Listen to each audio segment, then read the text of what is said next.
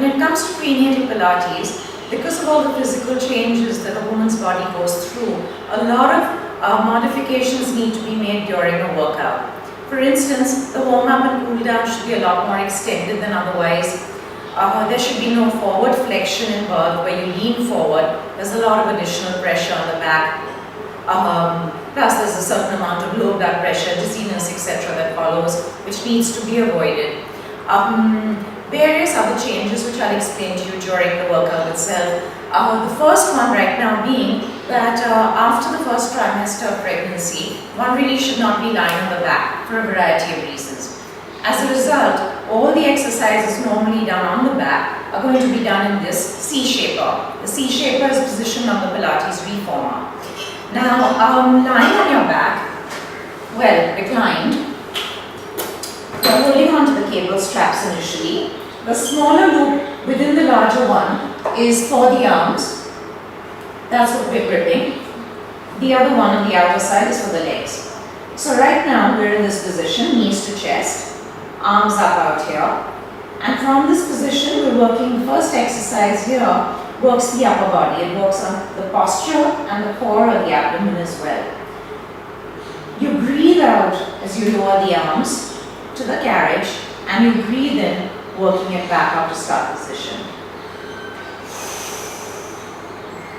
Posture is compromised during pregnancy.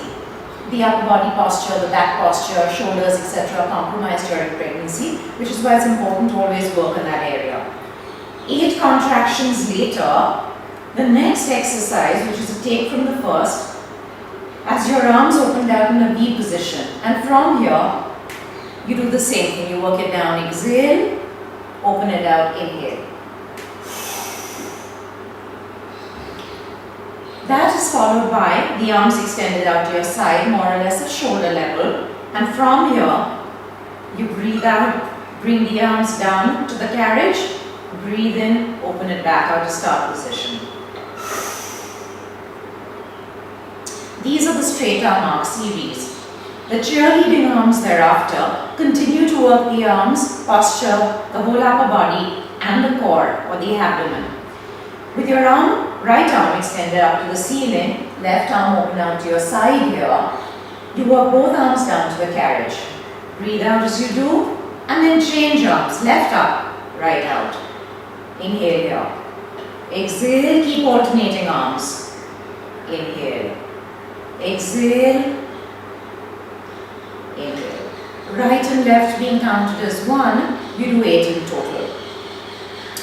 Now, from that position, from that exercise rather, continuing with upper body exercises, this is the magic circle. Holding on to the circle in this position, keeping it rather close to your chest. Elbows are lowered. We work now the chest, the upper back, arms. So it's again about the whole upper body, the core and posture. Breathe out as you squeeze the circle in. Breathe in as you release. You're holding the shoulder pads, pads out here. Breathe out, breathe in. The further you squeeze in, the more difficult the exercise gets. The chest muscles need a lift during pregnancy. The tendency is towards sagging. The upper body needs some help there. And this exercise, this next one, is targeted towards just that. Starting with one arm on a pad, the other on the leg out here for support. Free arm can be holding the ring to just make sure it's stabilized and in place. You just push the arm downward, exhaling as you do, inhaling as you release. Ensure that the upper body is not involved. You don't lean forward, you stay erect out here.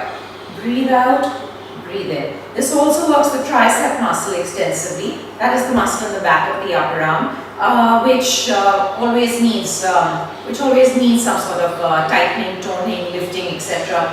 Saggy triceps are known as bipie arms, or they kind of flap around, so you really don't want that effect. And what is done on one arm is obviously going to be repeated in the other. Thereafter, working on the abdominals. The abdominals need to be worked on during pregnancy. The tighter the abs, the better the grip of the baby, the better you get back into shape, the better the hold. Starting in this position with your knees close to the shoulder pads and your hands on the frame, back as parallel to the floor as possible.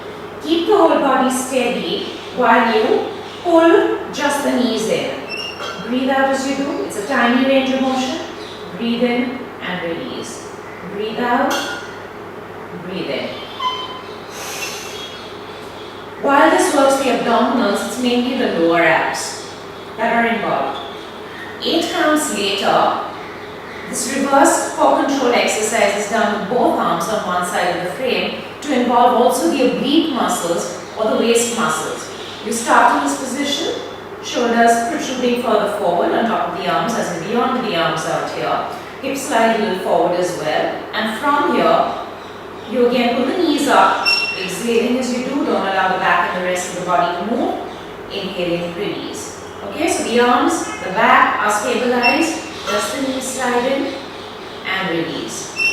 Exhale, inhale. We have 8 of these before we take that over to the other side and repeat it there so that you end up working both sides with regard to the waist muscles.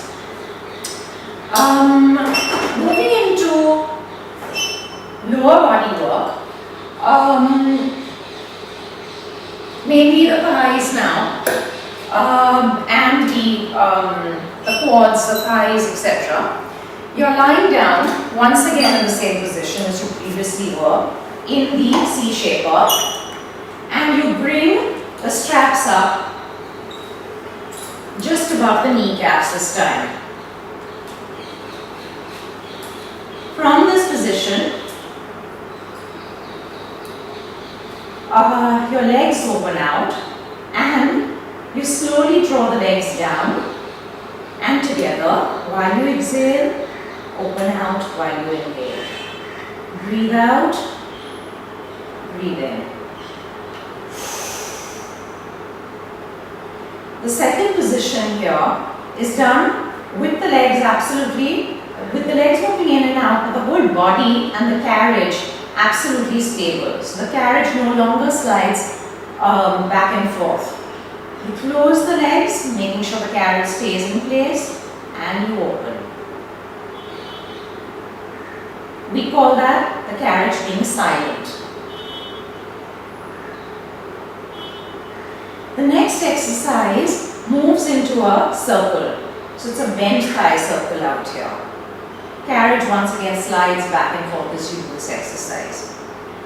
This not only works the whole lower body, the thighs, the hips, etc., but also the core, the abdomen.